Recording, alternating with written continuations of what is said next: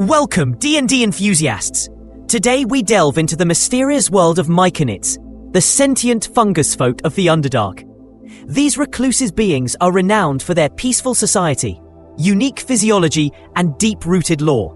Whether you're a player seeking inspiration, or a dungeon master looking to enrich your campaigns, prepare for an in-depth exploration of all things Myconids.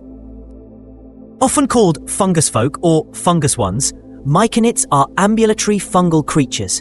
Their sizes range drastically, from 2-foot sprouts to towering 12-foot sovereigns. Each possesses a distinct physicality: squat, pudgy arms, broad feet, and colours ranging from grey to purple. Their forms sometimes produce a poisonous ooze, but their appearance is always unmistakably fungal. Despite their intimidating size, Myconids are perhaps the Underdark's most peaceful denizens. Unlike drow or duergar, Myconids are staunch pacifists, abhorring violence and chaos. Their society is meticulously organised around work, sleep, and the mystical practice of melding, which forms the core of their culture. Melding is a deeply communal trance, unique to Myconids, achieved by releasing special hallucinogenic spores. Within their social units, called circles, melding blends meditation, worship, entertainment, and group decision-making into a collective psychedelic experience. This process forges a harmony and empathy seldom seen in other Underdark societies. Each Myconid is an individual with their own hopes, dreams, and personality quirks, but communal unity is paramount. Circles, made up of about 20 members across various age categories, form the structural heart of society. Notably, sovereigns are not part of any circle. They are set apart, barred from melding, bearing the burdens of leadership and objectivity. Communication among Myconids is fascinating. They have no spoken language. Instead, they release rapport spores, enabling a form of telepathic connection. This communication method can last up to an hour for outsiders, but extends for 8 hours among Myconids, rendering speech obsolete and allowing for profound empathy and understanding. The Myconid life cycle is highly regimented. They start as immobile mushroom sprouts, then gain mobility at 4 years. At 8, they can reproduce via spores. At 12, they develop rapport spores. As they age further, they unlock pacifying and hallucinogenic spores. By age 24, some undergo a painful transformation to become sovereign, an event marked by potent ritual and alchemical concoctions. Sovereigns serve as administrators and spiritual leaders, yet theirs is a lonely position.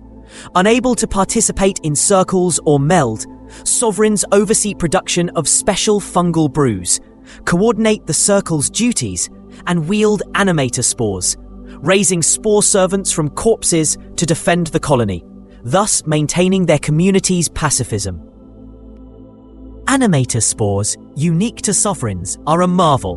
When released onto a corpse, they sprout bulbous fungus, taking command of the body as a spore servant for weeks. Any creature made of flesh, not just humanoids, can be animated. These servants act under the sovereign's direction, performing tasks that the Myconids themselves will not or cannot do. Myconids also command a wide range of spore abilities: distress spores to send alarm signals across vast distances, pacification spores to daze or incapacitate would-be aggressors, and powerful hallucination spores used during melds. Elders often guide their circles through these effects to achieve a state of transcendence. Beyond the peaceful majority lurk some notorious variants.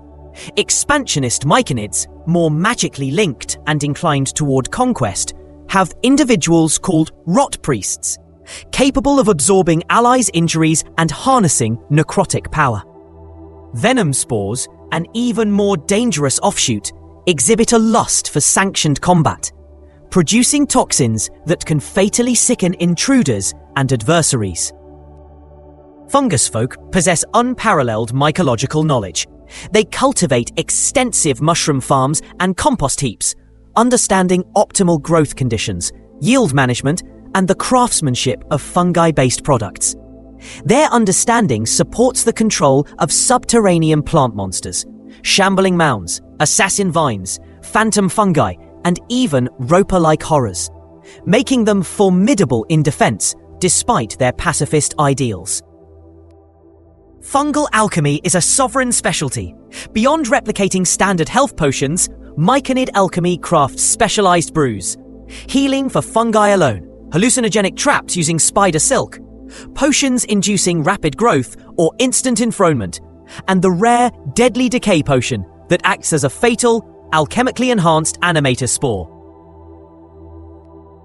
Myconid society is strictly regimented for stability. Each circle is assigned vital tasks: agriculture, construction, scavenging, or defense. Circles are positioned so distress spores can quickly relay danger, ensuring rapid response. Internal conflict is all but non-existent, as melding resolves disputes and strengthens the bonds between individuals. Religious practice among Myconids centers on the meld, but veneration is given to Singlofia, the wise god of fungus, who taught alchemy and advises sovereigns through rare spiritual contact. In crisis, Singlofia transmits profound guidance, sometimes manifesting as a powerful avatar. In contrast, the abyssal entity Zugmoi seeks to corrupt Myconids by contaminating melds, creating colonies of mindless, raving fungal horrors. Relations with outsiders are cautious. Myconids typically distrust flesh and blood races, seeing them as inherently violent. Most outsiders, for their part, view Myconids as alien and monstrous. Trade is sparse, mostly in spores and concoctions, but ties exist, with Slith, and most notably with the vegepygmy, whom Myconids regard as rustic cousins. Let's shift to vegepygmies for a moment. Vegepygmies, or mold folk, are spawned primarily from victims of russet mold. These small plant-like creatures form simple tribal societies, favoring ambush tactics and scavenged weapons. Unlike Myconids, vegepygmies tend to be territorial and less philosophically advanced, but they share fungal kinship, occasionally forming alliances with Myconids. Vegepygmy reproduction begins with russet mold infecting and killing an animal or humanoid, transforming the corpse into a new vegepygmy, or, if it's a beast, a fawny. Fawnies are hulking, barbed quadrupeds used as living tools by the tribes. Some rare vegepygmies inherit ancestral memories, becoming witch doctors capable of shamanistic or druidic magic. Vegepygmies' language is a mix of hissing, grunting, and tapping, with true speech now lost to all but a select few with inherited memories. Their communal culture revolves around expansion of the tribe, veneration of those who propagate the race, and a reverence for ancient artifacts or powerful constructs. Relations with outsiders are often adversarial, though alliances with Myconids or other plant beings may form. Returning to Myconids, their ecological role is quintessentially fungal, purely decomposers, absorbing nutrients from rot and remains. Eating entails standing in compost to draw nourishment. Light is lethal to them. An hour of sun proves fatal, necessitating their isolation in the deepest reaches of the Underdark or Feydark, away from surface dangers. Myconid colonies are legendary in the Underdark. Neverlight Grove and Fluavilstra command bands of plant monsters, while some Myconids dwell inside Araumakos, a continent-sized fungus with hints of slumbering intelligence. In the Feydark, certain Myconids have been warped by Fomorian influence, becoming nearly unrecognizable from their pacifist cousins. Among notable Myconids, you'll find Basidia and Stool from Out of the Abyss, along with eccentric sovereigns and leaders. Sovereigns, although separated from circles and ostracized from melding, maintain networks of communication to ensure unity and mutual protection among tribes across the Underdark. Curiously, Myconids are sometimes harvested as gourmet fare by other Underdark races, dwarves and Dwergar in particular, Myconid pies and soups have fetched high prices in Underdark markets, giving Myconids even more reason to avoid surface dwellers and invaders seeking them for culinary purposes. Throughout D&D's history, Myconids have remained enigmatic, symbols of community and peaceful coexistence, yet capable of both unexpected defense and sinister transformation under the wrong influences.